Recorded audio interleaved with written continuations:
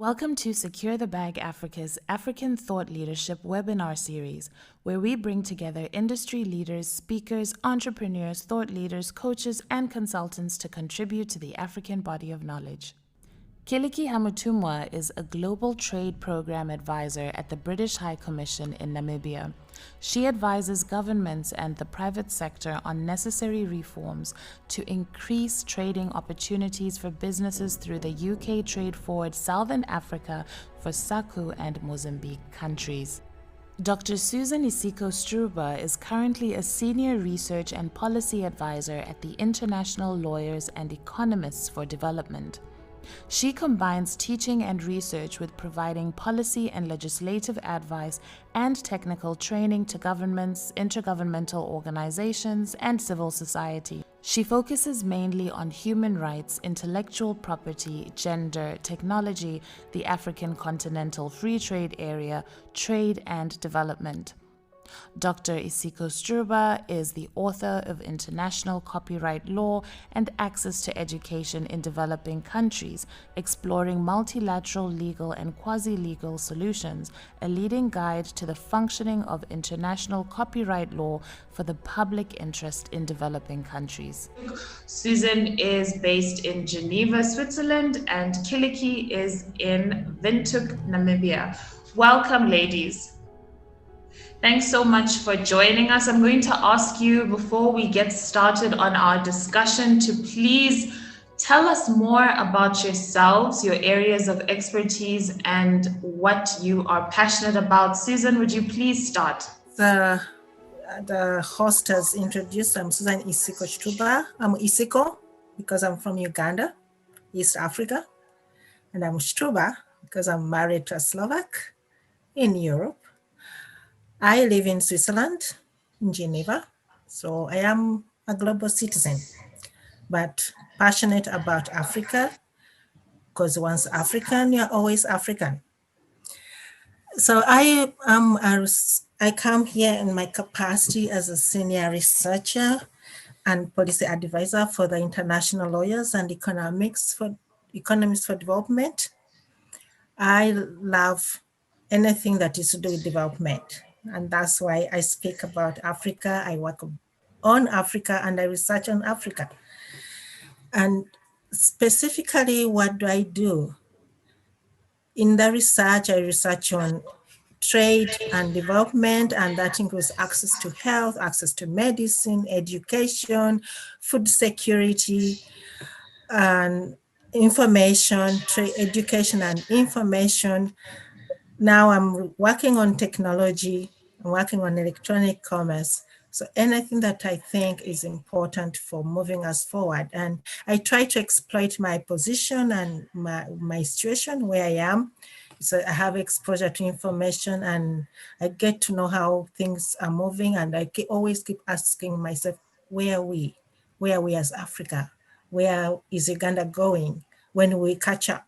So that's kind of the motivation for what I do, trying to link and really thinking that my continent, my country shouldn't be left behind. Thank you so much for that introduction, Susan. Kiliki, please tell us more about yourself. Hi, everyone. Thank you so much, Christine, for the opportunity. Much appreciated. I'm Kiliki Hamutumwa. I'm a medical scientist, actually, that's leading and working on a regional trade program called Trade Forward Southern Africa, which is valued at £8.9 million that aims to basically equip businesses to meet standards, opening them up to opportunities to operate across regional and global value chains. The program also supports women entrepreneurs to increase their productivity, competitiveness, and enhance their economic voice through trade. In order, of course, to promote inclusive growth. And this is one thing I really appreciate about this program, is that we want to promote and increase growth, but we also want to make sure that this growth is inclusive. My master's degree, I have a master's degree in global health law and governance, and which has really unpacked and built on my passion, particularly on the role of social determinants of health, such as gender, economics, global governance, etc., on the quality of lives. It has also strongly brought to the attention the important role of diversity and inclusion in policy making and developmental projects. Good policy and interventions need good analysis. It needs to be inclusive through quality public engagement. It needs implementation. It needs a holistic impact measuring mechanism. And that is really the impact that I would like to make in this world, which is really looking at inclusion. Thank you. Thank you so much, Kiliki. As we have seen, we have two big brains and powerhouses in the building today. The first thing that we're going to discuss is gender and trade in the African context, why it matters. And after that, we are going to look at e-commerce. Kiliki, why is this conversation worth having? Yeah. So this conversation is something that's really dear to me, and that is exactly what I'm doing every day when I go to work, is looking at supporting female entrepreneurs to access regional international markets. So if you look at the current context for women in trade on the African continent, it is proven to be challenging. It's difficult, number one, to draw an accurate picture of the role of African women in international trade due to lack of gender disaggregated data at international and domestic level. The data is just not available because we unfortunately gather data we are gender blind. However, existing research does point out to a consistent picture across all the countries in Africa, which is women's economic activities tend to be concentrated in the informal sector, subsistence activities, and non-tradable sector of the economy. What we also know and what the evidence tells us is that female managed services firmly struggle to export compared to their male counterparts. Especially in Africa, because of low access to networks, capital, and knowledge. Women-owned business in general face a number of economic, social, and cultural barriers. In some cultures, having a phone for a woman is is not celebrated. And when it comes to trade in particular, women we have lack of knowledge when it comes to regional markets, market requirements and standards, and regional supply chains. And trade-related administrative procedures and red tape are particularly burdensome due to poverty, poor access to infrastructures, discriminatory practices. Some laws discriminate women. And all that. And if you look at the statistics themselves, it tells us a different picture. It also tells us that most entrepreneurs in Africa are women. It also tells us that most informal cross-border traders are women. And so it really begs the question of, okay, since we have most entrepreneurs as women and most informal cross-borders, what is really their role in international trade? Are women actually reaping the benefits of regional and international exporting markets? The fact of the matter is that no, we're not. The data tells us that if you look globally, about less than 20% of women-owned businesses are actually exporting. And so really, this is a matter of in order for us to really gain economic growth and the development that we're so working towards we need to ensure that the part of the population is not left behind.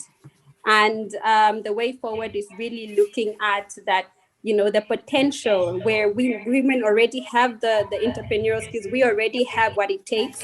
And so it's just a matter of giving, of expanding that and building networks in order for us to reap those benefits, to create more jobs.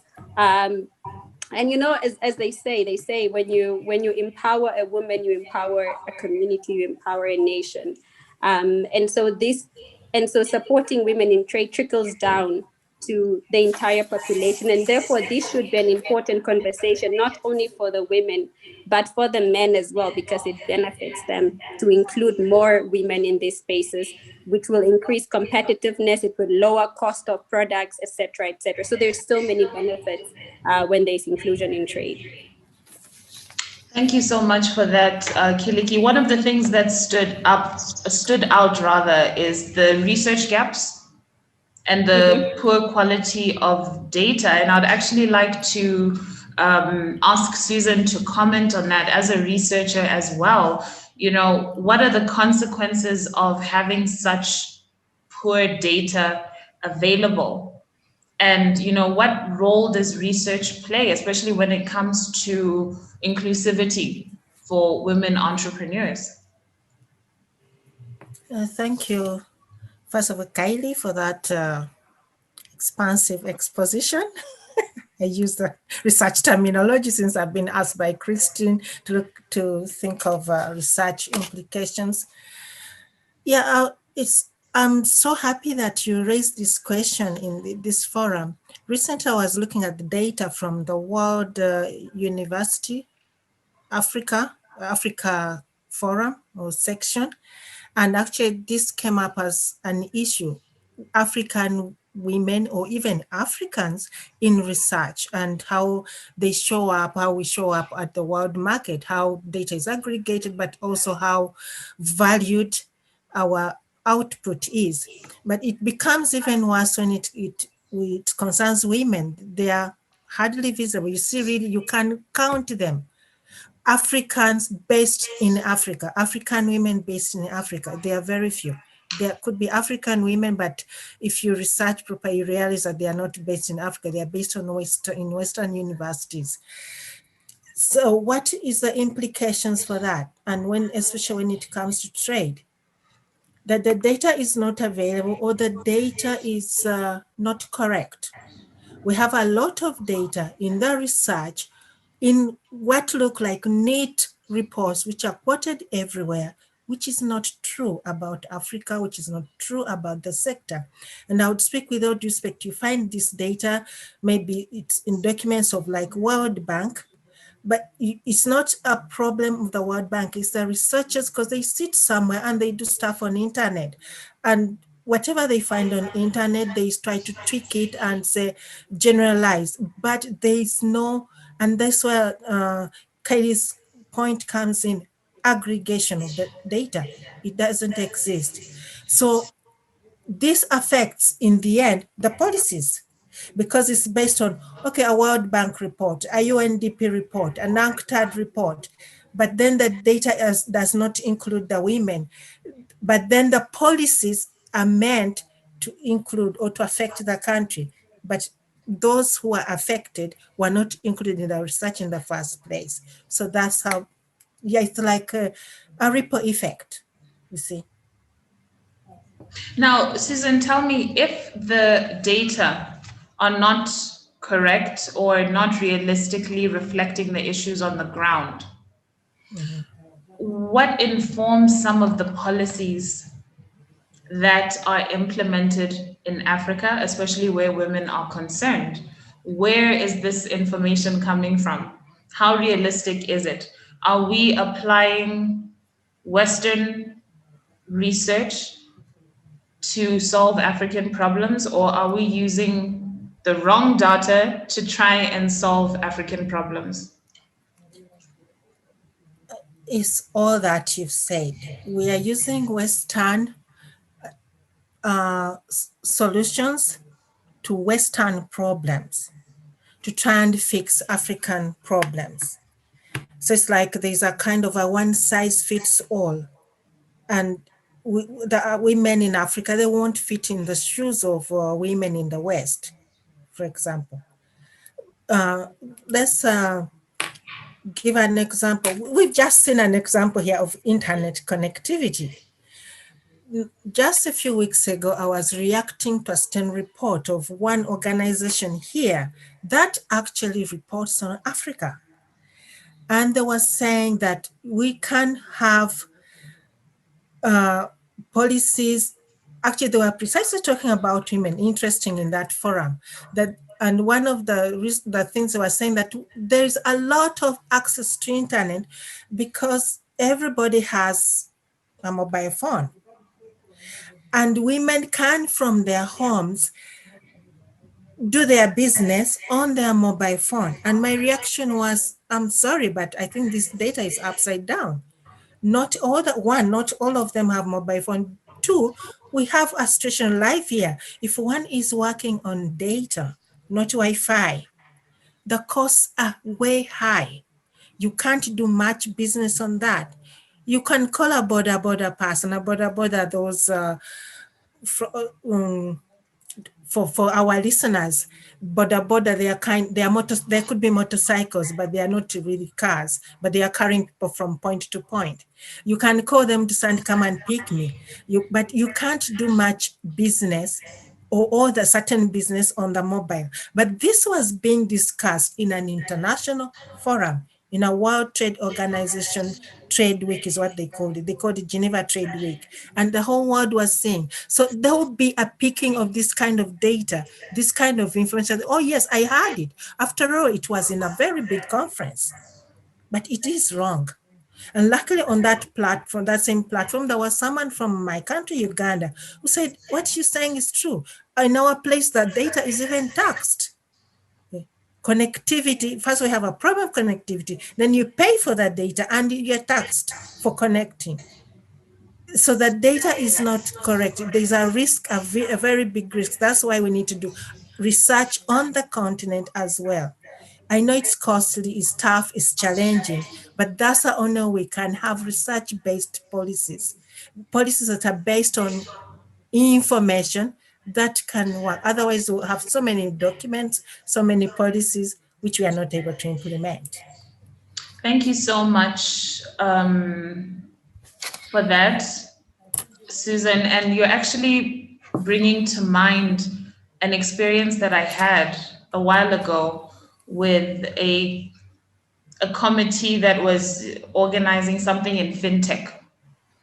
And they insisted that, the average Namibian, regardless of income status, can afford.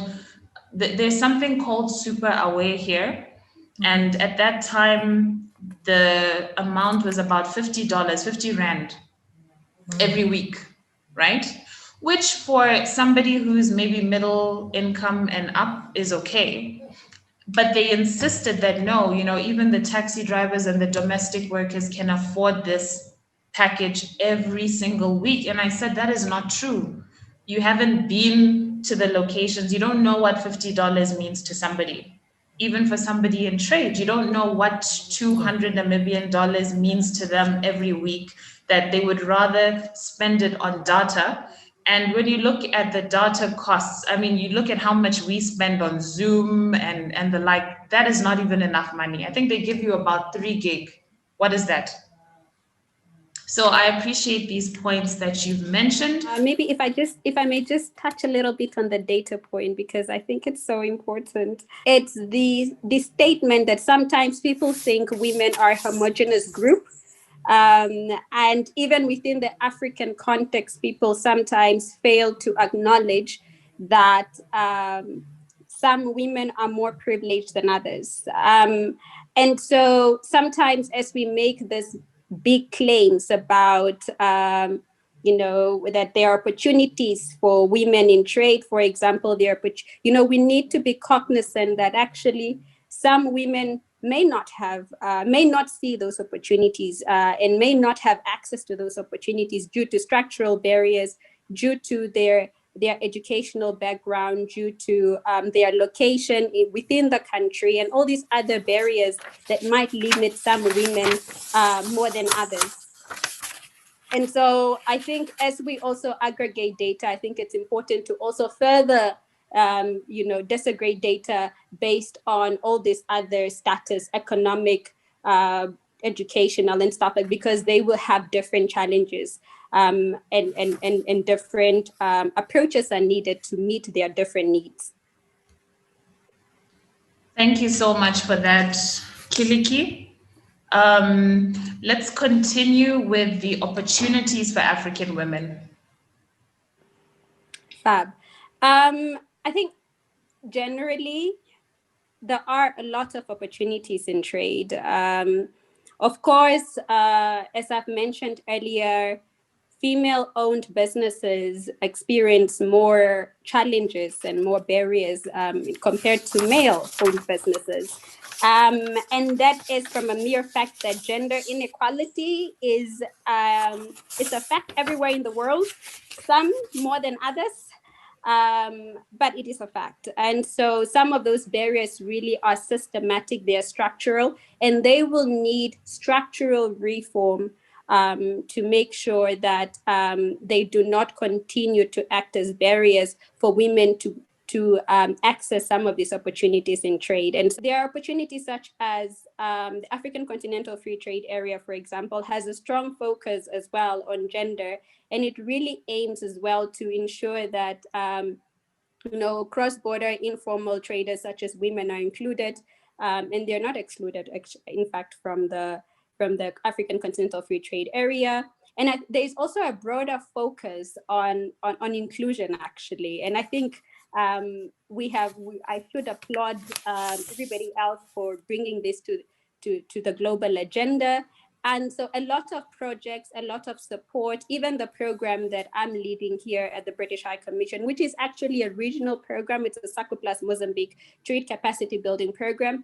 It also has a specific focus on supporting women-owned businesses. And so I would like to actually say, from a general standpoint, yes, women, there are a lot of opportunities out there. The TFSA, as I've mentioned, which is the Trade Forwards on Africa, the African Continental Free Trade Area, and other opportunities supported by GIZ, for example, and other international development partners.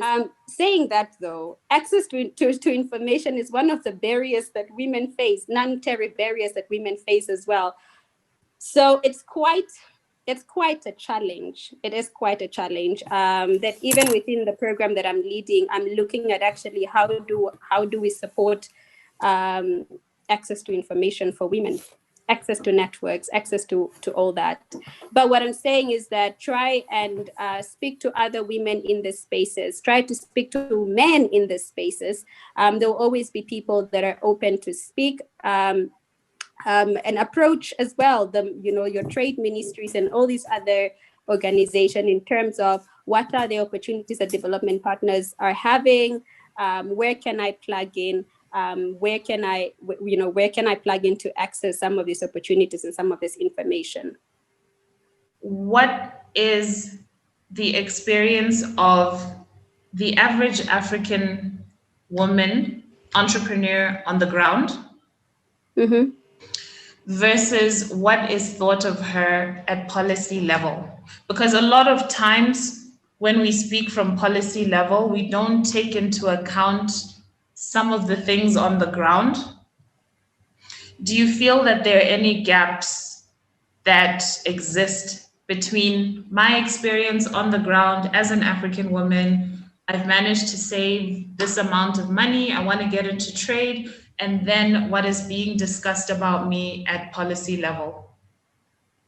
Yes, that's a very good question, Christine. I think from a general standpoint, there's definitely a gap. And that's where quality public engagement comes in, quality stakeholder engagement comes in, to narrow that gap and to actually, for policymakers, for them, number one, to get to know what is on the ground, what are the actual experiences of different women. So it's not enough, for example, to just have engagements with people in Windhoek, because people in Oshakati, which is the northern part of Namibia, will experience different challenges as opposed to the capital city, which pretty much has most of the services here. And so I think there is really an opportunity to have more quality engagement and engagements that have a feedback loop.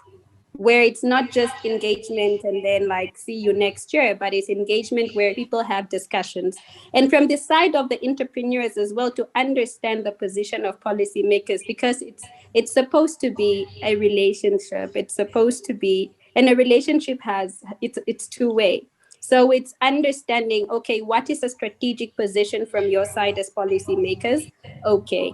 And then entrepreneurs understand that, but also for policymakers to understand that even with um, a strategic objective, what is the actual experiences, lived experiences of entrepreneurs on the ground, and trying to marry the two to create something beautiful, which is basically inclusive economic growth. Kiliki, please say that again, which is basically inclusive? Economic growth. Thank you. Susan, I would just like, before we move on to e-commerce, what your take is on that, especially in an African context, the gap between our actual lived experiences and then the policies that are being put in place, especially where women are concerned. Wow. I could speak about this the whole day, but I'll build on what Kylie has started. One of the barriers is security for women. Security everywhere, security even in formal offices, that there is an insecurity of maybe abuse from the fellow man colleague. But then as entrepreneurs, let's think about wake up every day. You go to the market, downtown. How many women do you find there? Standing behind little heaps or different kind of goods they are selling. And they have to, then we have to think of how did they get there? Sometimes they've traveled a long way. And since they are going to travel a long way, they woke up early. And to build on the example of the FCTA, maybe they are crossing borders. I know that many do, at least in West Africa. And then there's a treatment on the border. ICTC, the International Trade Center, and the World Trade Organization, the WTO, they've recorded and there have been reports of attacks and abuse of women, attacks on women when they are crossing borders. They have to go early to go get maybe fish, get certain kind of goods before they bring them to this market, which I've talked about. And those kind of women, they have a big contribution to the economy that we don't see. Kylie just mentioned the big contribution of women and percentage in trade. You have over 80%, around 80% of our economies in Africa, they're SMEs, they're small, medium enterprises. And about over 50% of those are women contributing. But when they have this barrier, the insecurity, they are not sure whether they are crossing, they'll be raped, or they have to bribe someone to be able to cross, give up some of their goods to be able to cross, this kind of thing. Those are real stories that are not told. Some women are scared to tell because tomorrow she has to come back and cross the Seine. So how does the international or donors or development agents help? But sometimes they are not able to, because this particular issue, you need our own people down on the ground to deal with it first, because the international helpers, they look at the aggregated data, what you tell them. This is kind of information that one may not get out to, it might look too minute, but it's affecting that insecurity. It's affecting how this woman entrepreneur works. Then the other barrier, I mentioned it, I think more in e-commerce, the cultural attitude. Now, look, that woman woke up early in the morning, had to cross the border, or had to cross a certain region or border, whatever you call it, to another place. She has to come back and run the house. Mentally, physically, she's tired, but culture says she has to do it. If she's lucky to live in Windhoek or Kampala, maybe she has a house help, but not everybody does. So she has to do all the housework, put everyone comfortably to bed, then sit up and maybe try and balance.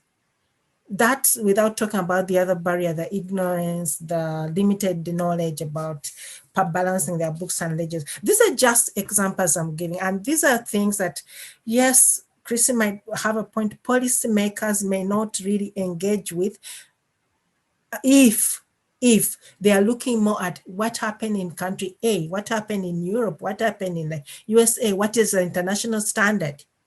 They will not engage with those little things which are building up and are affecting the local woman before she becomes an international woman. Very, very powerful point, Susan. Thank you so much. And I'm going to ask you to please move into the space of e-commerce and why it is so important in this context. We're talking about African women, the issues that they face as entrepreneurs. Where does e-commerce fit in all of this? Are there any lessons that we've learned from the COVID pandemic, and what other challenges does it present? Thank you. First of all, for the sake of our viewers who may not be very conversant with the area, what is electronic commerce? As it sounds, it's something electronic. It's as a WTO has defined it, the World Trade Organization. I'm not saying this is the definition to take, but this is just one example. It's a production, distribution, marketing, sale, or delivery of goods or services by electronic means. And what would this mean for a woman like the one I've just described?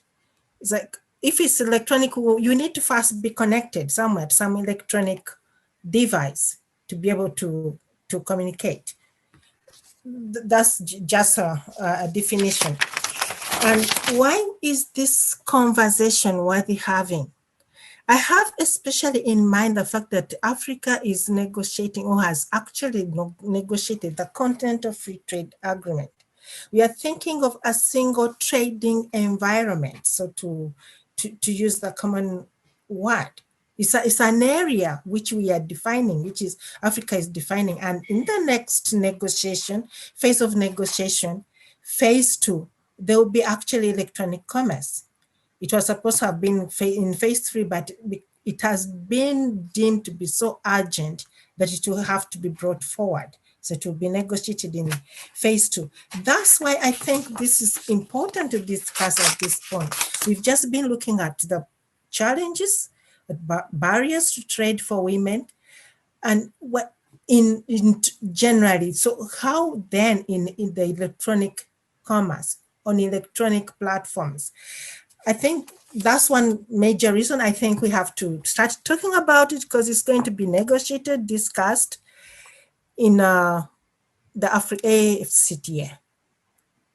So, Susan, just to take it a step further, when we talk about definitions, I just want us to go back to the definition. We've been talking about the African approach and the Western approach. Mm-hmm. And the general definition for e-commerce usually speaks to conducting business fully online, up to payment systems, level, fulfillment, logistics, all of that, everything online. What is our real definition, especially for African women? What is our real definition? We've talked about data. We've talked about connectivity. We've talked about access to information. We've talked about so many things. When we talk about e-commerce and e-learning and e-this and e-that, what is the reality for the African female entrepreneur? Because at higher levels, we're saying try and do business online. What does it mean for the average African woman? I'm laughing because I just read something yesterday. And it just resonates with your question. When you're speaking of, let me give an example. I'll answer your question by an example. A real life example. There's a situation on the Malaba-Busia border. That's Kenya and Uganda. Kenya and Uganda, they are in the East African community. So you would maybe expect goods, they just go across the border, but they don't, especially in this pandemic, the health pandemic. So there is a requirement to have the truck drivers tested. But now let's look at e-commerce. Someone calls a company in Nairobi or Kenya. We are talking of a consumer in Uganda. So we are talking of a transaction between business and consumer, business to consumer. And they ordered certain consignment amount of goods. Would you call that electronic? They are goods to be delivered. They were ordered by telephone. Those goods, hold on, I'm still coming. Those goods are transported in this truck. There's a truck driver who gets to the border of Malaba or Busia and has to go to undergo the COVID test, much as in Kenya it's already tested, because Uganda requires you have to test it again. You have to pay the $65. This driver anyway gets the clearance and goes through. Alternatively, which is being worked out, is that the Kenya Trade Agency, they work on having what they call a single window, dicto window, so that everything can be accessed. Even on the Uganda border, on the Uganda side, they will see that there is clearance. The driver has been cleared. The driver is carrying goods that were ordered by either telephone or by internet. Is that electronic commerce? I think yes. Just it does not fit the definition that we have in the international sphere because the circumstances are different. And let me tell you a thing, even in the West, I would order my goods from Amazon or from somewhere in the USA to be delivered here to my door. They'll come, a truck will come, or a male person. It's not a driver with COVID maybe, who has to be stuck for 65 miles on the border of Malaba, but they'll still come. And those kind of people, it doesn't fit the definition that I've just read. I did it deliberately. There were elements that were missing there. So yes, I think we have to think so hard on definitions. They have to fit our circumstances. That's one. Two, we might also want to be very, very cautious not to have hard definitions. And why I mention this, because the situations and circumstances evolve. So tomorrow the definition may need to be adjusted. If we are going to make all our policies based on a fixed definition, then there will be a problem. And I just love this, the African Union actually has come up with an electronic commerce strategy for 2020, 2030. And on one of the things actually they've put under what they are calling legislation or cross-cutting issues is to have adaptive regulations. And this is one situation that you don't engrave it in stone because especially when you're talking of electronic commerce, technology changes very, very fast. But the rules, the laws, the environment in which it works don't. So you need to be able to adjust. So even the definitions, they shouldn't be engraved in stone. Thank you for that, Susan. It is really important for us to remember that the definitions cannot be cast in stone, because I think it's also very off-putting for people who don't know that they have opportunities besides what has been prescribed. Kiliki, would you like to comment on that? Especially from an inclusivity perspective. Yeah, sure. Susan, that was spot on. I definitely agree. Everything really brilliant. the definition in itself, I think because we are from different contexts, we are from different geographical location, I think it is important really to have a definition that fits the context. And I think there is also an important thing to consider there about what do we want out of this definition as Africans. What do we want out of it? What is our goal? What is our objective out of it? I know that consumers everywhere in the world, we want the same thing. We want quality, we want good prices, and we don't want to wait for 10 years for a product to get to our doorstep. I think that is standard regardless of where you live. But I think there is also then an important element there about what do we want out of this definition of e-commerce, and how we're going to make it work for us to achieve what we want. And I'm not quite sure whether that is clear yet. And of course, moving forward, we'll have to adapt and shift and change what it means for women, what it means for men, what it means for young people, what it means for the different age categories and gender and races as well, because different people have different privileges once again. Thank you so much, Kiliki and Susan. I mean, we've discussed so many issues, and when it comes to e-commerce, we've noted the financial issues, the connectivity issues, the regulatory issues that are associated with e-commerce. We know that it is not as regulated and well governed as it could be. There's so many loopholes. People are afraid of being scammed. The internet is just a beast on its own, and that's why it's so important to take into account, as you've said, our definitions. I mean, even when you talk about delivery, Africa is still very much cash-based.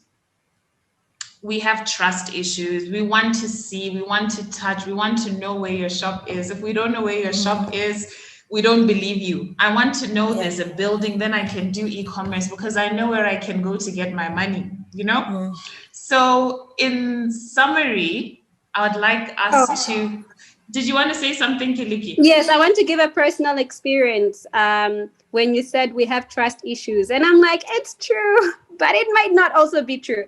Because when I lived in London, from when I went to go study in London, the first 3 months, I was going to the shops physically to buy my food, buy food, buy clothes, everything. After 3 months, I've been doing online shopping, and it was mostly because it was convenient.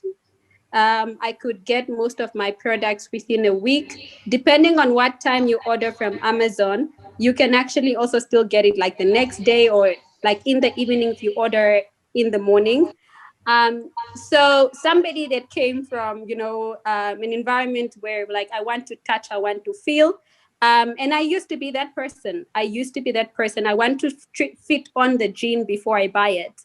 But when I lived in London, it was because the infrastructures were also there in terms of I didn't really spend so much money on internet. So I could be on Zara for 10 hours. Okay, not that I was there for 10 hours, but I could be there for a long time without worrying about data.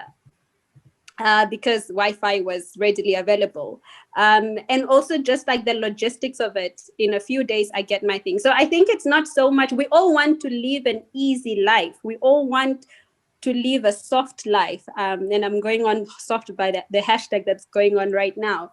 And I think when the opportunities, when the infrastructures, and when you give us reasons to trust the systems, I think people are open to accepting the new technology and accepting the new trends and accepting whatever it is that's coming. But of course, once again, contextualizing all of these new trends and these new technologies, but we all want to live an easier and a smooth life. And it just makes things easier.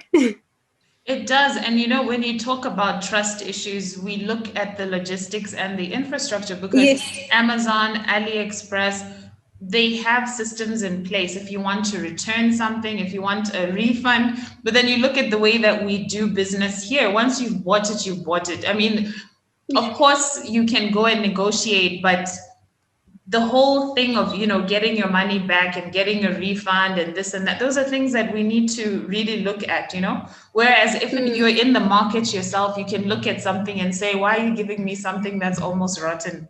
And you negotiate a cheaper price. Again, we're from a bartering background. Susan, you know that true. East Africa, you don't just accept the first price that you're given. So You what have is to haggle. e-commerce? What is e-commerce going to mean? So as we wrap up, ladies, I'd like you to both just give us a summary of, you know, the major points that we've discussed. For you, what the main takeaways are. We've talked about the issues of trade, the regulatory issues, African solutions for African problems, and of course, we have discussed e-commerce in an African context. Yeah, I think what we've discussed, it might, maybe some people might not understand where we are coming from. When we talk of women and African context, we are not advocating, at least I'm not, that we should stay there. But it's important that our circumstances are taken in through and are taken into account, especially the ladies. And for this, I would strongly encourage policymakers, researchers like me to look at the African Union. African Union has crafted what they are calling the digital transformation strategy, which I just mentioned in passing. It's a strategy for 2020, 2030. And there's a section there on e-commerce.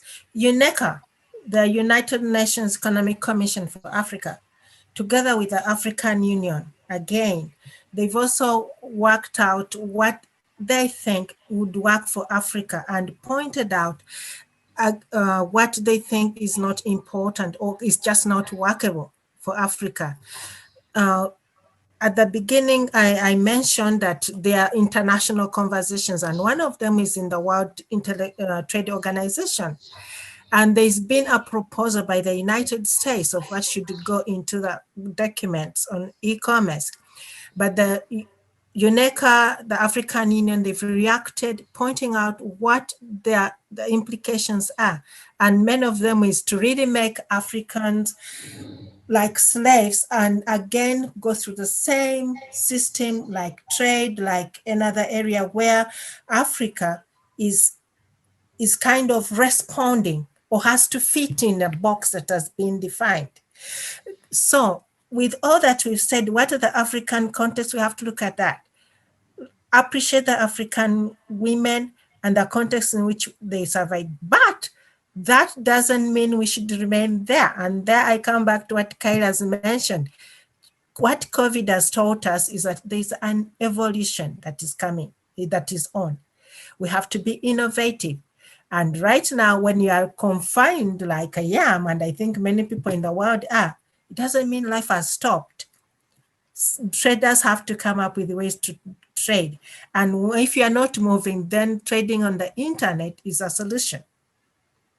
So while we wait and hope for infrastructure problems to be fixed, for those who already have some access to infrastructure, I mean, e-commerce is still a way to go, but yes, it has to be adapted to African circumstances, to our challenges. It's not to shy away from it, but to adopt it.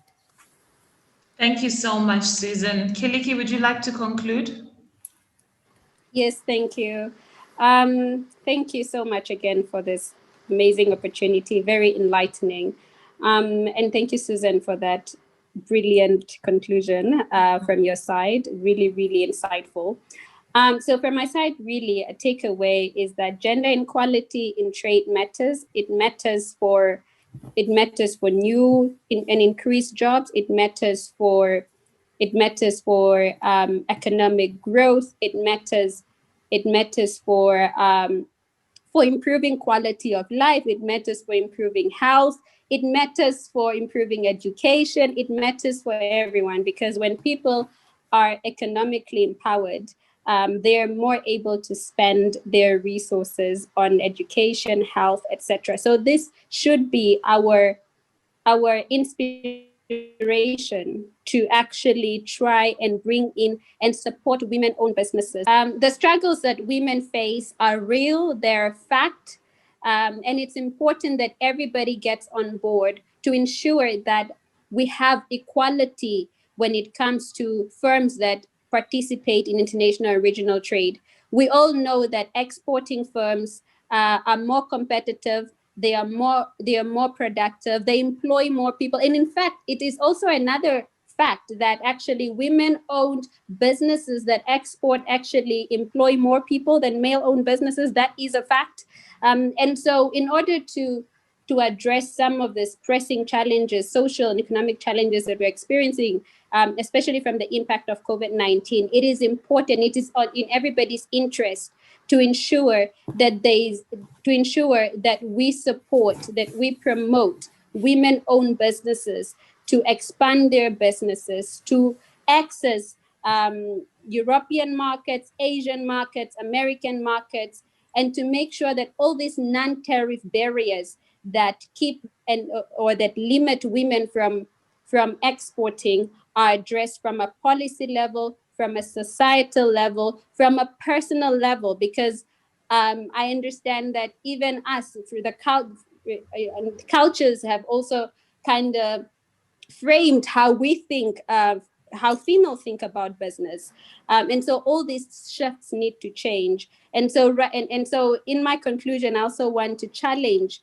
men that are in these spaces because they dominate the spaces. I challenge them to use their resources to bring in and support more women to export, use their networks, use their access to capital, use all their resources to make sure that we bring in more people for the benefit of everyone. Thank you. Thank you so much, Kiliki. Yes, Christine, if I can just also add that through the Trade Forward Southern Africa program, which is a program that I'm leading at the British High Commission, we want to work with female entrepreneurs. We want to hear more about their challenges. We want to have a better understanding of their challenges so that we can help them access those markets. I've spoken to a lot of Namibian women that are eager to access, to export, and to access all these markets, but they do not have access to information, they do not have access to capital, and all these other challenges that they experience because they are women. And so please do feel free to reach out to me. I'm so sure Christine will share our information, I think. Reach out to me and let's have the conversation, because it's only through conversation can we come up with impactful strategies and interventions to support inclusive growth. Thank you. But just to add on to what Kylie has said about information, I hope the women you have in mind, they are aware of the She Trades program of the ITC. That's a program, a platform where the women can get a lot of information, but there's also training available in different things, like even accessing finance or how to pay for goods when one doesn't have the digital means. I know we've been speaking about e-commerce, but what happens when people don't have, they are not able to, they don't have bank accounts, they don't have credit cards, and they have to pay or transact in this sphere. So the She Trades is one of the programs that I know that, because I know people there. I know people who are benefiting from that program, even in Namibia. So it will be good if they get to know about it. Thank you so much for that, Susan. I'll definitely link that information at the end of this, as well as both of your contact details. I want to thank you both so much, not just for participating today and for sharing your expertise, but also for the work that you are doing from Africa in your respective areas. We really appreciate it. And here's to more successful women in trade and research. Thank you. Thank you to Secure the Thank you so Bag much. Africa for inviting us and setting up this platform. You are really doing great work, bringing African minds together and giving us opportunity to discuss African issues. I particularly feel privileged that I have a platform to go to share what I'm learning, what I'm exposed to on this part of the world. Thank you so much. Yeah. Thanks again, ladies.